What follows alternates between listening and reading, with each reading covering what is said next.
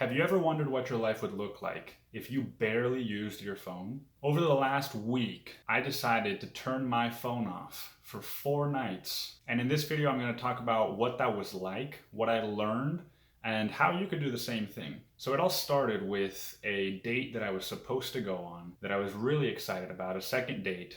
And I already had everything planned. I bought this portable cooler. We were going to go on a picnic, and I had all of the snacks and all the drinks bought. Only for the day of the date for this woman to text me and tell me that she was seeing somebody else and she was gonna pursue that. And so unfortunately she had to cancel. And immediately I started to feel all of my trauma come up, right? This abandonment, this feeling that I'm unworthy, this feeling that I'm never gonna find anyone, or that there's always going to be somebody better out there for my dream person. And I became overwhelmed, and I started crying. And then immediately my first thought was, I need to escape, right? I need to escape this sensation. I need to escape these painful emotions. And how can I do that? Well, I'm going to plan a trip. And so I'd had this trip that I want to plan for a long time now, sort of in the back burner. And I brought up all the tabs again, and I started looking at the Airbnbs and doing all this stuff. And then I realized, hey man, as soon as I get there, I'm still going to be carrying all of these same feelings, and then none of this is going to go away. I've been through this before where I went to Las Vegas and I played in the World Series of Poker, and I thought that was going to fix everything. And it temporarily relieved some of the pain, but it didn't make it go away permanently. And so I had this moment of clarity where I was like, no, wait, this isn't actually the solution to my problem. This is an escape, and I might have a wonderful experience and it might bring other lessons. But right now, what I'm feeling is sadness. And I am also feeling not that this woman abandoned me, but that because I allowed myself to put all of my self-worth in her basket, I abandoned myself. So what's the solution to self-abandonment? Is to return to myself. And so I had been toying with the idea of, I don't like how much I use my phone. I don't like that there can be times where I tell myself, I'm gonna get up, I'm gonna go to the kitchen, and I'm gonna do this one task. And then all of a sudden, 35 minutes later, I'm on my bed scrolling TikTok or Instagram Reels or whatever. And I didn't consciously choose to do that. And so I took 2 days off of work after my weekend, right, which is Sunday, Monday. I took Tuesday, Wednesday off. And the date was canceled on Saturday.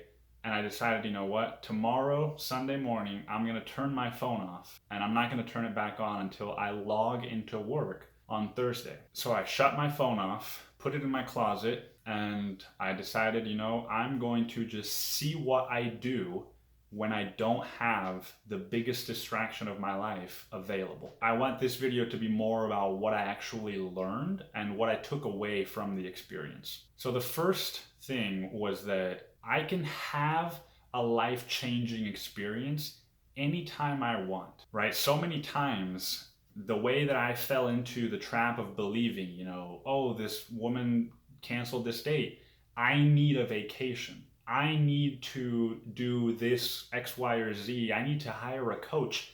I need to go on a retreat, right? It's like, or I can create my own experience right here at home where all of my problems are going to be as soon as I'm done, right? So it's like, instead of going to the fucking mountains and, having this ceremony with spiritual guides and all this stuff, which nothing against that. Those can be amazing experiences too. But the point is, what I learned was I actually don't need to go anywhere, and I don't need to buy anything. I can have a transformative few days if I have the desire and the willingness to be my own guide and to be my own leader. And if I do it right at home, what I found is that I'm not going to then return to this place that I wanted to escape. I have been in that place that I wanted to escape, and I have learned to accept that that is where I am and that I don't actually need to go anywhere else. Number two, which piggybacks off of what I just said, is that by not allowing my phone or my computer screen to be the center of my attention, which it was, even though I told myself the story that it wasn't, I allowed myself to be exactly where I am at all times. Let that sit. I'm going to say it again. By not allowing my phone to be the center of my attention, I allowed myself to be exactly where I am at all times. So a great example of this is as soon as my date canceled, which was on Saturday before I started this exercise, my default was, how can I escape?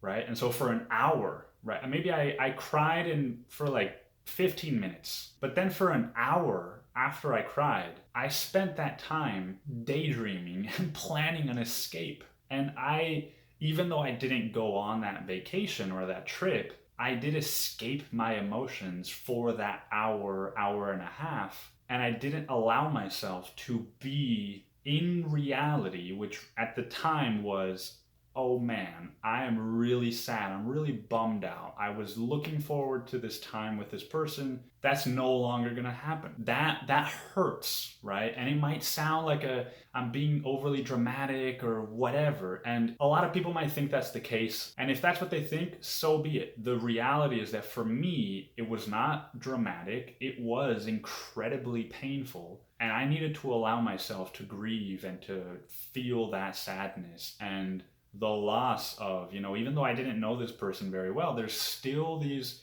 as minor as they may be, there's still these like fantasies of like, oh, what if this is the person, right? And I have to grieve the loss of that potential partner. And so in the 4 days where I didn't have my phone, what happened was just that I actually started to think for myself about what I wanted to do during my day. And if I didn't know what I was going to do next, I didn't just plop onto my bed and scroll my phone until I got burnt out. And then I was like, oh, now I want to eat, right? Or masturbate or fucking regain some sense of autonomy. How about if I don't know what to do next, I just sit and I just contemplate, okay, what do I feel like doing?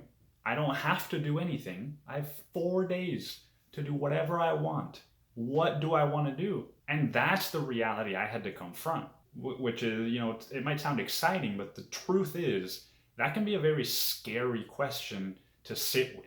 It's like, if I can do anything I want, what do I want to do? Like there are, let's say 4 hours of my day that I know what I want to do, right? I like to meditate, I like to work out, and I like to write. Those take up about 3 to 4 hours if I do them all in one day. But if I'm off from work and I've got 4 full days of like 13, 15 hour long days, all of a sudden I've got, not counting food and showers and all that, like I've got another 8, 9 hours that are unaccounted for. And this exercise allowed me to discover a few of those things, right? Which for me were, I like to paint, something I really enjoyed doing when I was a small kid, and then just stopped for whatever reason. Who knew that if I stopped distracting myself, I might actually want to go back to when I was a kid and do those things that I just naturally was drawn to. The third thing, and this is arguably the most important and the most damaging thing that I didn't even realize I was doing. I thought I wasn't measuring myself against all the people on the internet and all the people on social media. And I honestly don't know why I thought that, because I can remember plenty of times where I had the conscious awareness and the thought of like, man, I wish I fucking was at that place that this person is on vacation at, or man, I wish that I had what this person is selling, right? All these people that are like, oh dude, you don't know how to make money off your phone. Well, I can fucking teach you. And I was like, fuck, I don't know how to make money off my phone. And I do wish that he could teach me. And it's like, I constantly felt like I either wasn't enough, I either wasn't doing enough, or I didn't have enough. Right? And it was this scarcity mindset. And, I'm not saying that turning my phone off made all of that disappear and made it so that, oh, I actually don't want any of those things. No, the truth is that there are definitely areas of my life that I can improve. And that's a great mindset to have and to be focused on those things. But I don't need to be feeling that every single day of my life, right? That doesn't need to be the engine that drives me to create content and to make decisions in my life and in my relationships. And so when I turned my phone off, I just felt peace, and I felt the opposite of need. I don't know what that is, but I just having, right? I just felt like, man, these have been 4 of the best days of my year and 4 of the best days of my life. And all I had to do was turn my phone off. I didn't spend any money. I didn't have to buy anything. I didn't have to be liked on social media, right? All I had to do was come back to myself. And that in and of itself created this feeling of peace and tranquility, because all of a sudden my inside feels like I am paying attention. I am taking care of me. It's okay. You don't have to be anxious. You don't have to be freaked out because I'm constantly trying to escape from me. It's like, literally imagine if I was my own child, if I had a little kid that I was taking care of, and I was constantly on my phone when I was around him. And I was constantly, trying to plan trips to get away from him. It's like, of course that little kid is gonna be freaking out and scared to death and trying to let me know in as many ways as he can, hey man, what's going on? I'm freaking out, right? He doesn't need me to buy him a new toy. He doesn't need me to take him to the water park. He doesn't need me to tell him that I like him. He needs me to show him. And the best way I can show a kid that I love them and that I care about them is by paying attention to them. And it's no different for myself, because there is a little kid inside of me, and it works exactly the same way as if he was outside. Last but not least is that this is sort of reiterating some of what I've already said, but once my phone was off, I think it was maybe day 2, I started to feel like I had been liberated from a prison. I don't have to exist within the confines of somebody else's world or system. I get to be the creator and the designer of my own life and my own schedule and my day. As I was talking about this with my brother, he said, I actually have been thinking about trying the same thing. And I said, interesting, what was it for you that prompted you to start thinking about this? And what he said was, he doesn't remember the last time that he turned his phone off for even a full day.